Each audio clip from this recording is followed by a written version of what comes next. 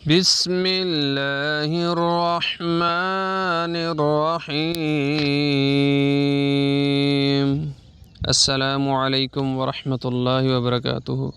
میں آج آپ تمام مسلمانوں کے سامنے ایک بہت ہی اہم مسئلہ پیش کرنے جا رہا ہوں۔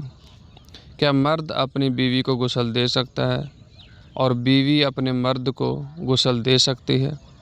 حضرت عائشہ رضی اللہ تعالی عنہ سے مروی ہے، انہوں نے رسول اللہ صلی اللہ علیہ وآلہ وسلم سے عرض کی کہ اے اللہ کے رسول صلی اللہ علیہ وآلہ وسلم، کیا مرد اپنی بیوی کو غسل دے سکتا ہے؟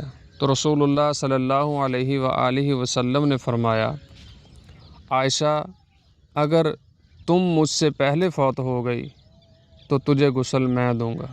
حضرت فاطمۃ الزہرا رضی اللہ تعالی عنہ نے حضرت علی رضی اللہ تعالی عنہ کو وصیت کی تھی کہ میری وفات کے بعد مجھے غسل آپ نے دینا ہے، تو حضرت علی رضی اللہ تعالی عنہ نے وصیت پر عمل کرتے ہوئے حضرت فاطمۃ الزہرا رضی اللہ تعالی عنہ کو ان کی وفات کے بعد غسل دیا۔ حضرت ابوبکر صدیق رضی اللہ تعالی عنہ جب فوت ہوئے تو ان کو غسل ان کی زوجہ محترمہ نے دیا تھا۔